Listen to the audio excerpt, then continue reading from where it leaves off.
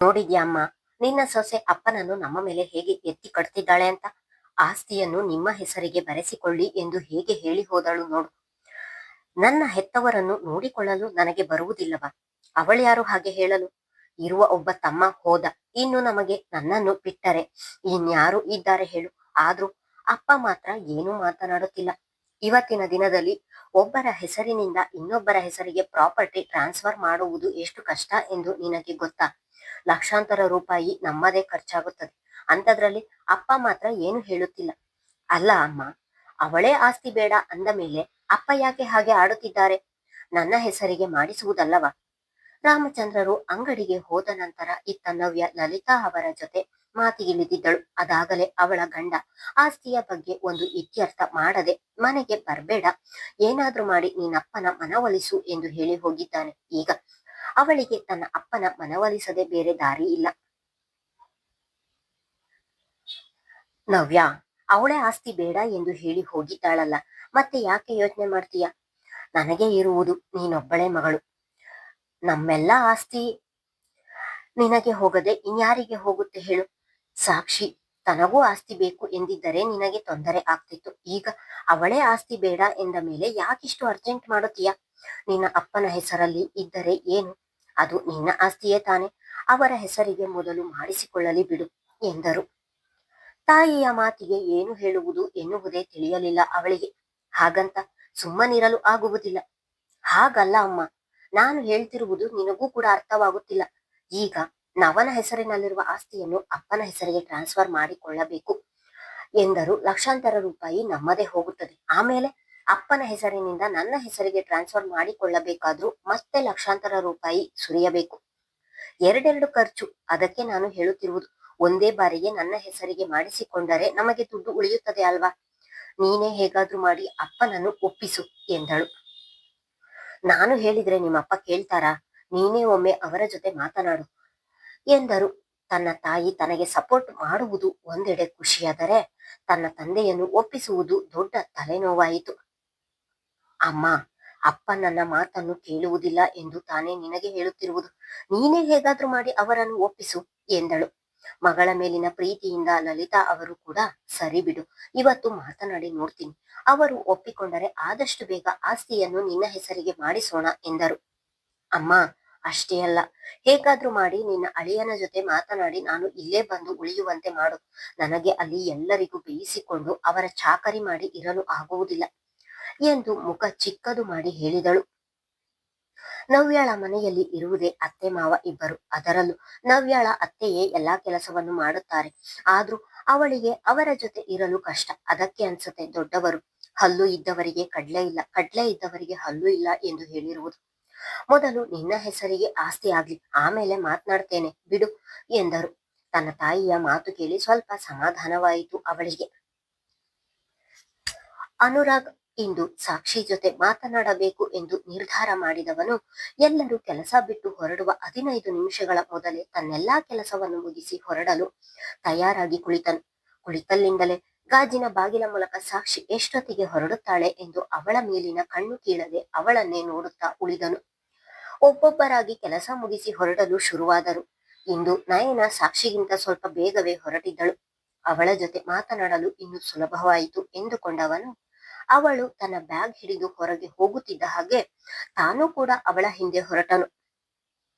ಇತ್ತ ಶರ್ವಾ ಕೂಡ ಸಾಕ್ಷಿಯ ಜೊತೆ ಮಾತನಾಡಬೇಕು ಎಂದು ಸಮಯಕ್ಕಾಗಿ ಕಾಯುತ್ತಿದ್ದವನು ಅವಳು ಹೊರಗೆ ಹೋಗುತ್ತಿದ್ದ ಹಾಗೆ ಅವಳನ್ನು ಅಲ್ಲೇ ತಡೆದು ಮಾತನಾಡುವ ಆಲೋಚನೆಯಿಂದ ಅನುರಾಗ್ ಹಿಂದೆ ಬಂದನು.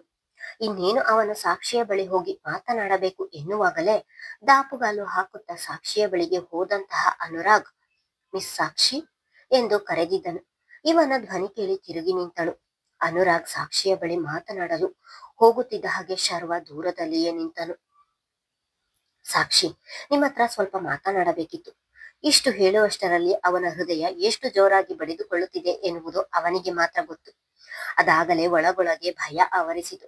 ಅದನ್ನು ತೋರುಗೊಳ್ಳದೆ ಹೇಳಿದನು, ಅದೇನು ಹೇಳಿ ಸರ್. ನಿಂತಲ್ಲಿಯೇ ಕೇಳಿದಳು.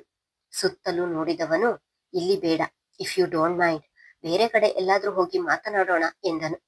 ಅವನ ಮಾತಿಗೆ ಅವಳು ಏನೂ ಮಾತನಾಡದೆ ಯೋಚಿಸುತ್ತಾ ನಿಂತಳು. ಇದುವರೆಗೂ ಯಾರ ಜೊತೆಯೂ ಹೋಗಿಲ್ಲ ಅವಳು. ಅವಳ ಯೋಚನೆಯನ್ನು ಅರಿತುಕೊಂಡವನಂತೆ, ನನ್ನ ಮೇಲೆ ನಂಬಿಕೆ ಇದ್ದರೆ ಬನ್ನಿ, ಇಲ್ಲದಿದ್ದರೆ ಬೇಡ, ಬಲವಂತ ಏನಿಲ್ಲ ಎಂದನು. 1 ವರ್ಷದಿಂದಲೂ ಅವನನ್ನು ನೋಡಿಕೊಂಡೇ ಬಂದಿದ್ದಾಳೆ. ಯಾರ ಬಳಿಯೂ ಅವನು ಅಷ್ಟು ಸಲಿಗೆಯಿಂದ ಮಾತನಾಡುವುದಿಲ್ಲ, ಅನವಶ್ಯಕ ವಿಷಯಗಳಿಗೆ ತಲೆ ಹಾಕುವುದಿಲ್ಲ. ಹಾಗೆ ತಪ್ಪು ಕಂಡರೆ ಅದನ್ನು ಸುಮ್ಮನೆ ಬಿಡುವುದೂ ಇಲ್ಲ. ಅವನ ಕೆಲಸವನ್ನು ಪ್ರಾಮಾಣಿಕವಾಗಿ ನಿಭಾಯಿಸಿಕೊಂಡು ಬರುತ್ತಾನೆ. ಅವನ ಶಿಸ್ತನ್ನು ಕೂಡ ಬಲ್ಲವಳೆ ಅವಳು. ಹಾಗಂತ ಅವನು ಕರೆದ ತಕ್ಷಣ ಸೀದಾ ಸಾದಾ ಅವನ ಜೊತೆ ಹೋಗಲು ಮನಸ್ಸು ಹಿಂದೇಟು ಹಾಕಿತು. ಇಷ್ಟ ಇದ್ದರೆ ಬಲವಂತ ಏನಿಲ್ಲ, ಎಂದ ಮೇಲಂತೂ ಬರುವುದಿಲ್ಲ ಎಂದು ಹೇಳಲು ಅವಳ ಬಾಯಿ ಕಟ್ಟಿದಂತಾಯಿತು. ಇವರ ಕೈ ಕೆಳಗೆ ನಾನು ಕೆಲಸ ಮಾಡುತ್ತಿದ್ದೇನೆ, ಹೋಗಲಿಲ್ಲ ಎಂದರೆ ಸರಿಯಾಗುವುದಿಲ್ಲ ಎಂದು ಯೋಚಿಸಿದವಳು ಆಯ್ತು ಎಂದು ತಲೆಯಾಡಿಸಿದಳು. ಸಾಕ್ಷಿ ಅವನ ಜೊತೆ ಬರಲು ಒಪ್ಪಿಕೊಂಡಿದ್ದೆ ಅವನಿಗೆ ಆಕಾಶವೇ ಕೈಗೆ ಸಿಕ್ಕಷ್ಟು ಖುಷಿಯಾಯಿತು. ಬನ್ನಿ ಎಂದು ಅವನು ಕಾರು ಬಳಿ ಹೋಗಿ ಮುಂದಿನ ಡೋರನ್ನು ತಾನೇ ತೆಗೆದಿದ್ದನ್ನು ನೋಡಿದವಳಿಗೆ ಮುಜುಗರವಾಯಿತು. ತನಗೆ ಮ್ಯಾನೇಜರ್ ಅವನು. ಅವನ ಜೊತೆ ಎಲ್ಲರ ಎದುರಿಗೂ ಕಾರಿನಲ್ಲಿ ಹೋಗಲು ಅಂಜಿಕೆ ಕಾಡತೊಡಗಿತು. ಸರ್, ನಿಮ್ಮ ಕಾರಿನಲ್ಲ ಎಂದು ಅದೇ ಅಂಜಿಕೆಯಲ್ಲಿ ಕೇಳಿದಳು. ಹೌದು, ಯಾಕೆ ಎಂದನು. ಅವಳು ಮಾತನಾಡದೆ ಹೆಗಲಿನಲ್ಲಿದ್ದ ಬ್ಯಾಗಿನ ಹಿಡಿತ ಬಿಗಿ ಮಾಡುತ್ತಾ ಸುತ್ತಲೂ ನೋಡುತ್ತಿರುವುದನ್ನು ನೋಡಿ ಅವಳು ಯಾಕೆ ಹೀಗೆ ಮೌನವಾಗಿದ್ದಾಳೆ ಎಂದು ಅರ್ಥೈಸಿಕೊಂಡವನು, ಪರವಾಗಿಲ್ಲ, ಕುಳಿತುಕೊಳ್ಳಿ ಎಂದನು. ಆಯ್ತು ಎಂದು ತಲೆಯಾಡಿಸಿ ಕುಳಿತಳು. ಅನುರಾಗ್ ಕಾರು ಚಲಾಯಿಸುತ್ತಿದ್ದರೆ ಇದ್ದ ಸಾಕ್ಷಿಯ ಎದೆಬಡಿತ ಜೋರಾಗುತ್ತಿತ್ತು. ಏನು ಮಾತನಾಡಲು ನನ್ನನ್ನು ಕರೆದುಕೊಂಡು ಹೋಗುತ್ತಿದ್ದಾರೆ ಎಂದು ಅದಾಗಲೇ ಯೋಚಿಸುತ್ತಾ ಕುಳಿತಳು. ಏನು ಮಾತನಾಡುತ್ತಾರೆ ಎಂದು ಭಯ ಇದ್ದರೂ ಕೂಡ ಮನದ ಮೂಲೆಯಲ್ಲಿ ಅವನ ಮೇಲೆ ನಂಬಿಕೆಯಂತೂ ಇದ್ದೇ ಇತ್ತು. ಸಾಕ್ಷಿ ಅನುರಾಗ್ ಕಾರಿನಲ್ಲಿ ಹೋದದ್ದನ್ನು ಶರ್ವನಿಗೆ ಸಹಿಸಲು ಆಗಲಿಲ್ಲ. ತಾನು ಇಂದು ಅವಳ ಜೊತೆ ಮಾತನಾಡಬೇಕು ಎಂದು ಅದೆಷ್ಟೋ ವಿಷಯಗಳನ್ನು ಬಾಯಿಪಾಠ ಮಾಡಿಕೊಂಡು ಬಂದಿದ್ದನು.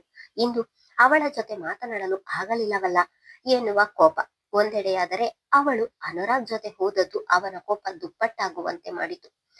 ತನ್ನ ಕೈ ಮುಷ್ಟಿ ಹಿಡಿದು ಹಲ್ಲು ಕಚ್ಚುತ್ತಾ ಅಲ್ಲಿಂದ ಹೊರಟಿದ್ದನು. ಅನುರಾಗ್ ಸಾಕ್ಷಿಯನ್ನು ಕರೆದುಕೊಂಡು ಬಂದದ್ದು ಒಂದು ಉದ್ಯಾನವನಕ್ಕೆ. ಸಂಜೆಯಾಗಿದ್ದರಿಂದ ಕೆಲವರು ಕಾಲೇಜು ಹುಡುಗ ಹುಡುಗಿಯರು ಒಬ್ಬರಿಗೊಬ್ಬರು ಅಂಟಿಕೊಂಡಂತೆ ನಗುತ್ತಾ ಮಾತನಾಡಿಕೊಂಡು ಓಡಾಡುತ್ತಿದ್ದರೆ, ಇನ್ನೂ ಕೆಲವು ಪ್ರೇಮಿಗಳು ಕೈ ಕೈ ಹಿಡಿದುಕೊಂಡು ನಗುತ್ತಲೇ ಮಾತನಾಡುತ್ತಿದ್ದರು. ಅಲ್ಲಲ್ಲಿ ಕೆಲವರು ಕಲ್ಲು ಬೆಂಚಿನ ಮೇಲೆ ಅಂಟಿಕೊಂಡಂತೆ ಕುಳಿತಿದ್ದರು. ಹೆಗಲಿನಲ್ಲಿದ್ದ ಬ್ಯಾಗ್ ಅನ್ನು ಹಿಡಿತ ಬಿಗಿ ಮಾಡಿ ಕಿರುಗಣ್ಣಿನಲ್ಲಿಯೇ ಎಲ್ಲರನ್ನೂ ನೋಡುತ್ತಾ ಮುಜುಗರದ ಮುದ್ದೆಯಾಗುತ್ತಿದ್ದಳು ಸಾಕ್ಷಿ. ಇಬ್ಬರು ಅಲ್ಲಿಗೆ ಬಂದು 5 ನಿಮಿಷವಾದರೂ ಕೂಡ ಅನುರಾಗ್ ಮಾತನಾಡದೆ ಮೌನವಾಗಿ ನಿಂತಿದ್ದನು. ಈಗಲೂ ಕೂಡ ಅವನಲ್ಲಿ ಭಯ ಕಾಡುತ್ತಲೇ ಇತ್ತು. ಸಾಕ್ಷಿ ಕೂಡ ಮೌನವಾಗಿಯೇ ತಲೆ ತಗ್ಗಿಸಿ ನಿಂತು ಬಿಟ್ಟಳು. ಅವನು ಮಾತನಾಡಲಿಲ್ಲ ಎಂದರೂ ಎಚ್ಚರಿಸುವ ಪ್ರಯತ್ನ ಮಾಡಲಿಲ್ಲ. ಸಾಕ್ಷಿ ತಲೆ ತಗ್ಗಿಸಿ ಮೌನವಾಗಿ ನಿಂತಿರುವುದನ್ನು ನೋಡಿದವನು ಧೈರ್ಯ ಮಾಡಿ ಅವಳ ಎದುರು ಹೋಗಿ ನಿಂತು, ಸಾಕ್ಷಿ, ಈ ವಿಷಯವನ್ನು ನಾನು ನಿಮ್ಮ ಬಳಿ ತುಂಬಾ ದಿನದ ಹಿಂದೆಯಿಂದಲೂ ಮಾತನಾಡಬೇಕು ಎಂದು ಪ್ರಯತ್ನ ಮಾಡುತ್ತಿದ್ದೆ, ಆದ್ರೆ ನನ್ನಿಂದ ಆಗುತ್ತಿರಲಿಲ್ಲ.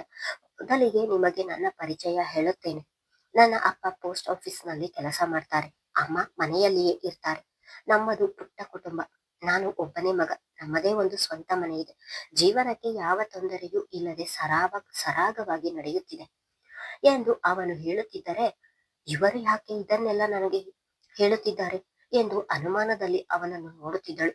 ಮನಸ್ಸು ತಡೆಯದೆ, ಇದನ್ನೆಲ್ಲ ನನಗೆ ಯಾಕೆ ಹೇಳುತ್ತಿದ್ದೀರಾ ಎಂದು ಕೇಳಿದಳು. ಅವಳ ಮಾತಿಗೆ ಮುಗುಳು ನಕ್ಕವನು, ಕಾರಣ ಇದೆ. ನನಗೆ ಕೆಲಸ ಸಿಕ್ಕಿದಾಗಿನಿಂದಲೂ ಅಪ್ಪ ಅಮ್ಮ ಇಬ್ಬರು ಮದುವೆಯಾಗು ಎಂದು ತುಂಬಾ ಹೇಳುತ್ತಿದ್ದರು. ಆದ್ರೆ ನನಗೆ ಇಷ್ಟವಾಗುವಂತಹ ಹುಡುಗಿ ಇಷ್ಟರವರೆಗೂ ಸಿಕ್ಕಿರಲಿಲ್ಲ. ನಾನು ಕೆಲವು ಹುಡುಗಿಯರಿಗೆ ಇಷ್ಟವಾಗಿದ್ದೆ, ಆದ್ರೆ ಅವರು ನನಗೆ ಇಷ್ಟವಾಗಬೇಕಲ್ಲ. ಹಾಗಾಗಿ ಮನೆಯಲ್ಲಿ ಮದುವೆಯನ್ನು ಮುಂದೂಡುತ್ತಲೇ ಬಂದೆ. ಆದ್ರೆ ನೀವು ನಮ್ಮ ಆಫೀಸ್ ಕೆಲಸಕ್ಕೆ ಬಂದಾಗಿನಿಂದಲೂ ಎಂದು ಹೇಳಿ ಅಲ್ಲಿಗೆ ಮಾತು ನಿಲ್ಲಿಸಿಬಿಟ್ಟನು. ಸಾಕ್ಷಿ ಏನೋ ಮಾತನಾಡಲು ಇಲ್ಲಿಗೆ ಕರೆದುಕೊಂಡು ಬಂದಿದ್ದಾರೆ ಎಂದು ಅಂದಾಜಿಸಿದಳು. ಅದಾಗಲೇ ಅವಳ ಭಯ ದುಪ್ಪಟ್ಟಾಯಿತು. ತನ್ನ ದುಪ್ಪಟ್ಟದ ತುದಿಯನ್ನು ಹಿಡಿದು ಭಯದಲ್ಲಿಯೇ ಸುತ್ತುತ್ತಾ ನಿಂತಳು. ಮತ್ತೆ ಮಾತು ಮುಂದುವರೆಸಿದವನು, ನಿಮ್ಮನ್ನು ಪ್ರತಿದಿನ ನೋಡುತ್ತಾ ನನ್ನ ಮನಸ್ಸು ನಿಮ್ಮೆಡೆಗೆ ಜಾರತೊಡಗಿತು. ಹಾಗಂತ ನಿಮ್ಮ ಅಂದವನ್ನು ನೋಡಿ ನಾನು ಪ್ರೀತಿಸಲಿಲ್ಲ, ನಿಮ್ಮ ಗುಣವನ್ನು ನೋಡಿ ಪ್ರೀತಿಸಿದೆ.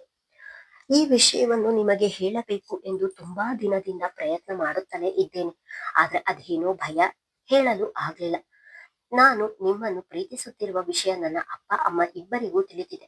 ಅವರು ಕೂಡ ಒಪ್ಪಿಕೊಂಡಿದ್ದಾರೆ ಎಂದು ಅನುರಾಗ್ ಹೇಳುತ್ತಿದ್ದರೆ ಅವಳಿಗೆ ಆಘಾತವಾದಂತಾಗಿ ಅದಾಗಲೇ ಸಾಕ್ಷಿಯ ಹೃದಯ ಜೋರಾಗಿ ಹೊಡೆದುಕೊಳ್ಳಲು ಶುರುವಾಯಿತು.